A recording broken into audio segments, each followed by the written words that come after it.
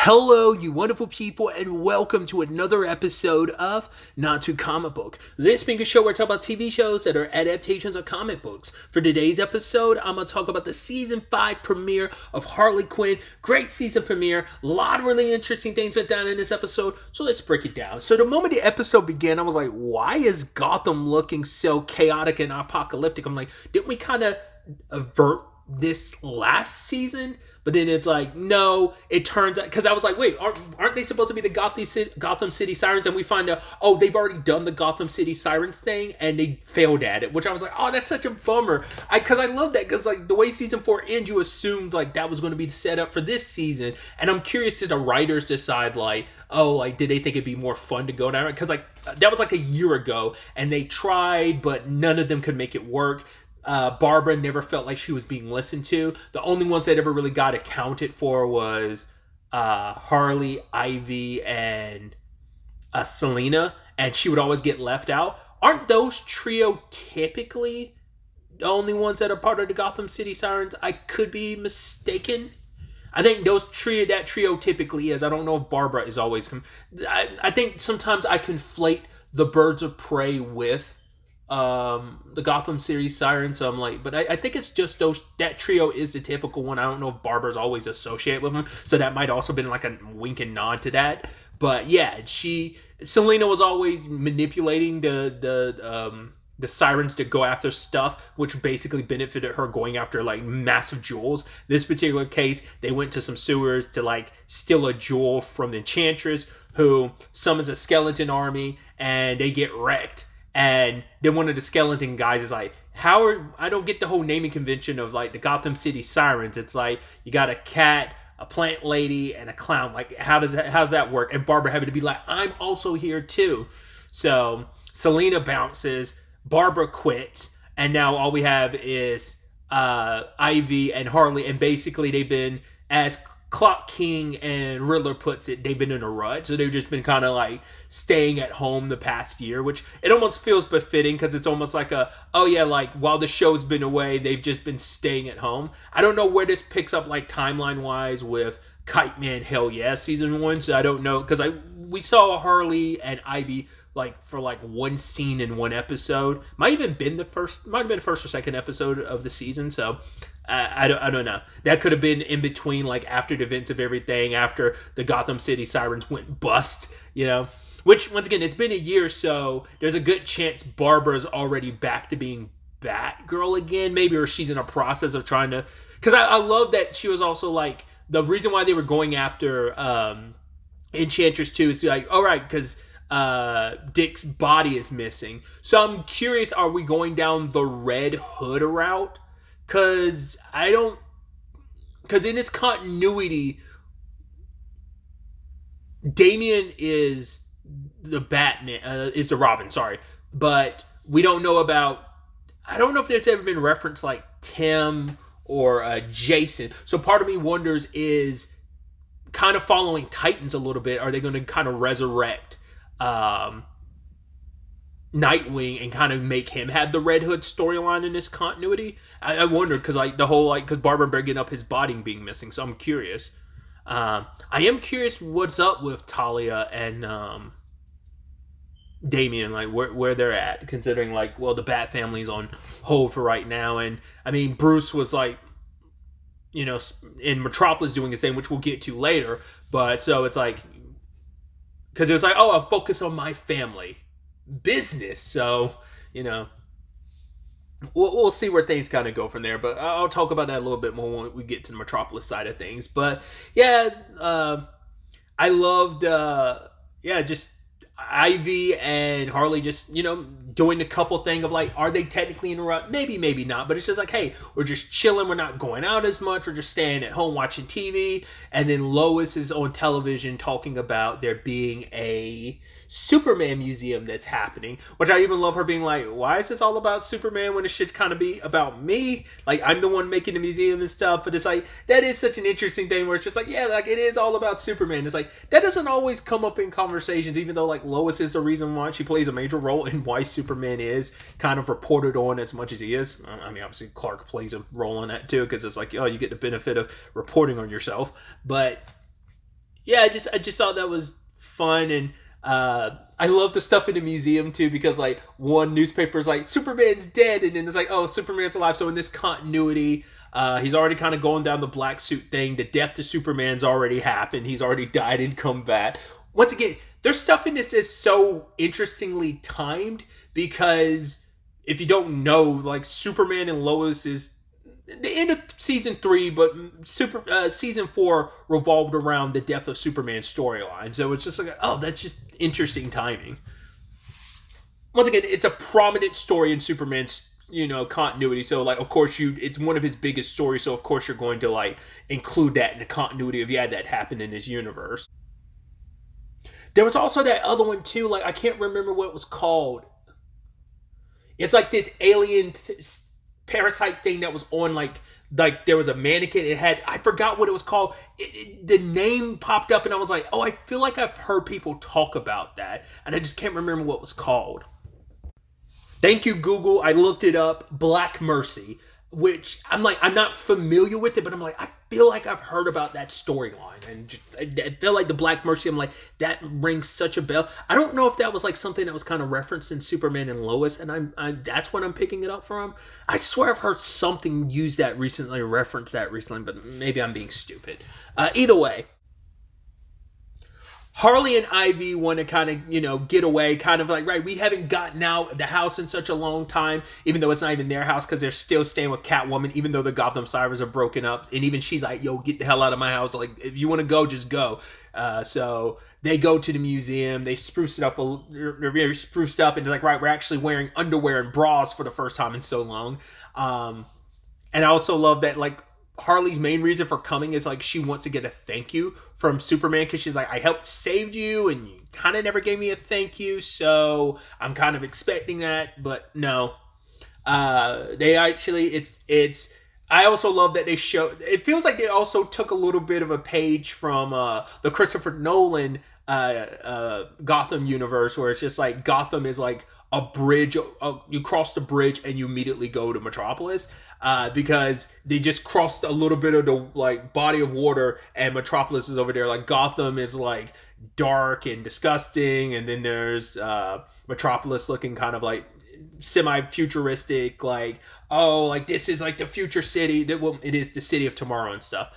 Once again, always interesting timing too, because the whole like debate of could the Batman universe fit inside of the DCU, because it just, those tones and feels and vibes just don't clash, don't work well together, even though it's like, well, Batman and Gotham still exists in the DC universe with everything that it's interesting, and just like that parallel being kind of ever present, and just that shot alone of going from Gotham to the hellhole that is Gotham to the semi-pseudo utopia that is Metropolis. So I thought that was neat. I also love like where like Harley and Ivy are trying to like, find out the next stage of their lives, what they're going to do. Same thing for Clark. Superman's feeling a little useless. It's like the city's kind of automated, doesn't really need him anymore. It's like, right, he saved the city to the point now this automatic system is kind of keeping everything in check. So no like rushing to save the day or anything like that. So we have Bruce with the new lady in his life, Lena, and I felt so stupid. It didn't even for once cross my mind that it was Lena Luthor. It should have, because all I was focused on, I heard the voice, I was like, is that Aisha Tyler? I was like, oh, that's funny. She's playing a character named Lena. If you don't know, Aisha, for many years, voiced a character on Archer called Lana, which is even funnier because, like, once again, let me take you on the journey my brain goes on. I'm sure you could draw a lot of parallels to some degree between Archer and Bruce. It's just funny, like, the super best friends, years and years ago, Matt and Wooly were playing the Telltale Batman game, and they kept referencing how, in that particular game, Bruce looks so much like Sterling Archer, the main protagonist of Archer. So it's just like, it just, my brain kind of started connecting all those dots. But like I said, it didn't even cross my mind to think that she was playing Lena. I was like, that's hilarious. Oh, also, once again, tying back to like, oh, funny timing because of Superman and Lois. In this, it's like, oh, after everything last season, Lex has been locked up in prison again, which I'm like, oh, he's locked up for life. I'm like, oh, that's funny considering Superman and Lois literally ended with Lex back in prison. To be fair, he was in prison for 17 years in that continuity, got out at the end of season 3, and then at the end of the 4th and final season, right back in prison. So just funny how like it just and serendipitous how that stuff kind of works out. So it's interesting too because I guess that's going to be our way of like not having Lex around, but we're also going to keep, which is also interesting too. Once again, that's the thing of like I don't, even though it is set in the same continuity, maybe it takes place at different points in time, but it's like, well, Lex was involved with Kite Man, hell yeah, but like I said, that could have been at a different point in time frame or whatever. Like we don't, like I said, we don't know necessarily when, because that could have taken place any point after season 3, because that was the last time we saw Glider and Kite Man and Harley Quinn was. I mean, I think last season he was like in that apocalyptic future, and he was frozen, if I remember correctly. I think Kite Man was, but either way. But like Lena's the one we're getting, which is once again parallels, considering like that ended up being the Luthor you got introduced to first in Supergirl. Lex didn't pop up until like season 4, I think, was when he first popped up. He already existed in that continuity, but he wasn't cast in a part of the story until season 4, where he was played by John Cryer. So just interesting stuff. But like Lena has always been the character of like, I don't want to be like my brother, I don't want to be like my family, and she's kind of playing a similar role in this. We'll see if that sticks. But it's like everyone doesn't trust anyone with the Luthor name, and she's like, oh, I totally get that. I love her. Like, I'm curious to see more of her and Bruce together, just because Bruce was like, he said something, and she's like, don't ever correct me in front of people again. He's like, yes, dear, type of thing. So, oh yeah, because I think she had brought up the fact is like, even during like sexy time and stuff, he's like, oh, has her call him Martha and stuff. Like he said, no, that's a joke or whatever. It's something of that nature. I am curious, does she know that he's Batman? Because later on he's like, oh, I got to do something. She's like, what are you gonna do, Bruce? See, the fact of the matter is, leave it to them. They'll be fine or whatever. This is entertaining. Which her calling him Brucey I thought was interesting, because I'm like, isn't like Joker the only one that? No, doesn't Harley does call him Brucey, doesn't she? But I swear Joker's called him Brucey too. Whatever the case may be, I was just thinking about Joker. We found out like, right, he got impeached because of the whole, paralyzing Barbara situation. So who knows what? I mean, I'm sure he's still the family man that he was. I mean, who knows? A year's passed, things could have gone sideways. The family thing might not be. He might be like the ex-boyfriend that still cares about what are essentially his stepchildren. So we'll hopefully catch up with Joker this season to find out what's happening with his family situation this season. I also love this recurring bit in the episode where it's just constantly referring to people from Gotham smelling like piss or whatever. It's like, that's so rude and messed up. But yeah, like Harley's all about like, they ended up getting kicked out of the party by the robots because they're like, oh, you weren't invited here. Basically, Gotham scum can't be here. So Harley wants to prove a point. So it's like, all right, like Ivy, we're going to go back in there. We're going to wreck shop. We're going to steal that, like the most important thing to Superman. And ultimately they like broke in disguise. I love that one guy's like, oh yeah, like my partner, he thinks about tentacles while he's having sex with me. And Harley's like, that's perfectly fine. And Ivy's like, you think about tentacles? She's like, I'm thinking about like your plants. And she's like, ooh. It's like, yeah, that works out for Ivy as well. So I love they do their acrobatic thing. It's kind of a little bit of a mess, but they kind of work it out. I mean, I guess, like, Harley being acrobatic as she is, she was able to kind of cover some of that, because it wasn't as atrocious as it could have been. I mean, obviously, Ivy's not the acrobatic person, but still, they ended up making that work. Got the box, and everyone's applauding as they're dealing with the robots, and it's putting on quite the performance. And yeah, everyone, including Lena, is all about it. And we find out the most precious thing to him is like, oh, here's the first blanket he was ever wrapped up in when he came here from Krypton. It's like, oh, ain't that sweet? And they proceeded to kind of get all these applause and stuff, and people want to take their photograph. But the whole situation was so much fun and so hot. And now, like, Ivy and Harley are so hot and bothered, and immediately try to go to a hotel and have sex. That's the thing I think is so interesting. I remember people, and that's why I was thinking it's so interesting when people were like complaining about like the nudity and sex in Creature Commando. I'm like that's what my mind immediately went. What about the times Harley and Ivy have had sex in this show and they've shown bare ass and plenty of side boob and nudity? Like Bane literally turned into a giant and fucked a building, during the Valentine's special. Then I'm like, what are we even talking about here? That's what I think is so interesting. That was a point of contention for some reason, where I'm like, why is that a point of contention for some people, considering like how raunchy and wild Harley Quinn gets? But okay. Either way, but ultimately Harley, confesses to Ivy. It's like, right, I just wanted to, have that spark back. But Ivy's like, we never miss that. Like, we don't need to kind of go out and do something crazy just to have fireworks. Us laying in bed together is awesome in itself, Because it's like, right, Harley got too caught up in thinking about what Clock King and Riddler thought, because it's also the thing of, it's just kind of like Harley started worrying, like, oh, is that what we are in? I mean, they've obviously, as a couple, they've had their ups and downs, but every couple gets to that point, It's like, hey, we were just extra, we were chilling, we were comfortable, but it's just that she's just worried, I guess, about the complacency of like, right, if we get complacent here, like, what if we kind of lose a little bit of our edge? What makes us us? But it's like, no. And then they proceed to go to a hotel and bang it out, of course. Then Lena invites them out and says that she's taken such an interest in Ivy and Harley. And it's like, well, Ivy, she's like, I like your ideas of what you want. You talked about the garden here in Metropolis, and Ivy wants to expand it. And it's like, oh, I want to kind of like, bring more green to this stale city or whatever, which is so interesting because she kind of tried to do the same thing in season 3, and that kind of turned into a kind of zombie apocalypse thing. But I'm sure this will turn out a little differently. Also, she has the necklace that Catwoman sold, so I guess she sold it. Whoever it was ended up selling it to Lena, but a situation happened and it cracks open and Eclipso came out. I was like, hey! But he immediately gets killed because Harley runs over and decapitates him with her bat.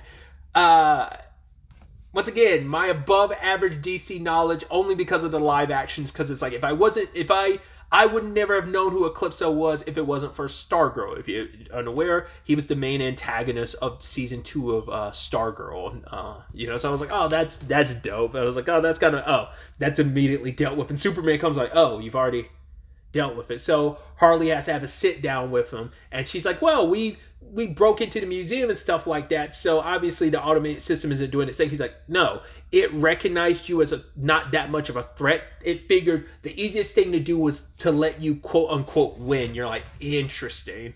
So it's kind of like, we'll let some bad stuff happen because it causes the less issue. And obviously, it's like, yeah, you didn't steal my blanket. It's still at the museum. So it's kind of like, we let you have your fun and win, but we kind of get the same result we want in the end. So, but Clark was feeling a little, it's like, who am I? Which I was wondering about that. I was like, well, I'd assume because the Clark Kent of it all, you'd be fine. But it's like, I wonder if it's supposed to be kind of like the opposite of Superman and Lois, where, spoiler alert, Clark reveals himself to the world. And so it's like, he's kind of Clark Kent / Superman like all the time, and there's no distinguishing the two anymore. And I was curious, like, if he's kind of having the opposite, where he's just like Superman all the time and not as much given time to Clark Kent, and who is he outside if he's not Superman? And it's like, well, you're still Clark Kent, but I guess maybe in this continuity, Clark Kent's fallen to the wayside. So I love that he's like, because she's like, when's the last time you went into space? And he was like, he's like, I went into space to change the Earth's rotation so I could go back and undo Lois's death, which I was like, I don't remember if that was the reason why he did it, but the Superman, one of the Christopher Reeve movies, is when he first did that. I don't know if that's the only time he's ever done that, but I think that's the first time that ever happened. I don't remember if it was necessarily to save Lois's life. I think it was to undo something else, but whatever the case may be, it was a wicked nod to that, So I thought that was neat. But now it's like, yeah, I'm gonna go out in space. I'm gonna go on an actual proper vacation. I've never taken a break, you know. So I might take that reporter Clark Kent with me. I was like, you're not going to take Lois with you? Okay. And I love that he takes off. And then Ivy and Harley are being like, yeah. And she's like, I think Superman is cheating on Lois with some guy named Clark Kent. And then Ivy's like, yeah, they're always like going off together. You never see them in the same room. It's almost like they're hiding. And Harley's like, yeah, hiding from Lois, which I was like, that's fucking hilarious. That's kind of the rumor, I guess. Like that. I mean, that might just be Harley and Ivy, but I'd like to believe there's a lot of people, specifically in Metropolis, maybe even the world, who believe like, oh, there might be a little bit of a torrent affair going on between Superman and Clark Kent. That's hilarious, especially considering like, well, Ivy and Harley know that Bruce Wayne is Batman, but at no point in time do they think that Clark Kent is Superman. So it's funny how that stuff works. But nevertheless, they are staying here in Metropolis. I was not expecting, like I said, I assumed the storyline was going to be about them being the Gotham City Sirens until, like I said, that was nipped in the bud in literally the first few minutes of the episode. So now they're relocating to Metropolis. Maybe we're going to get a lot more Metropolis-based characters. I'm curious, like how many of the roster of characters we've come to know in the Gotham section of things are we going to see pop up. Once again, just timing and all, because it's like they brought up the Crypto of it all, which Crypto is going to be in the Superman movie. So, I mean, Crypto's popped up in most like DC stuff that has anything to do with Superman, even in Superman and Lois, like in the final scenes of that show, you get some appearances from Crypto. He's in Titans, so it's like, you know, it's not like Crypto hasn't gotten any play recently. He has, so it's just once again the serendipitous timing of it all is just so interesting. I love that Harley was like, oh, basically Crypto bit the Flash, so they had to put him down, but it's like, no, he's over there with Superman. Like, what are you talking about? But yeah, like I'm interested to see what happens with them in Metropolis, especially because we find out these robots that are keeping the automatic system in Metropolis. I guess Brainiac hijacked them, or like maybe they were brought to Earth and maybe Clark or Lois, no one looked into it too deeply and just like, oh, some business here in Metropolis is behind these, and not knowing like, oh, there's the Brainiac connection, which I only heard a few lines from Brainiac and I was like, who's voicing him? And it turns out it's Stephen Fry. If I remember correctly, doesn't season 1 of, it's been a minute, but didn't season 1 of Kite Man Hell Yeah end with Brainiac coming to Earth? I believe it did. So I was like, oh, so it might be, these shows might be more in line than I thought. So I don't know. I'm really interested to hear Stephen Fry is like. I was like thinking about Stephen Fry's voice. I was like, ooh, it's Brainiac. I was like, that's interesting. Most recently, it was Michael Emerson voicing Brainiac in My Adventures of Superman, and it's like he has a great voice for that. So I'm interested to hear Stephen Fry's voice as Brainiac, and like what crazy lines this show ends up getting him saying. So.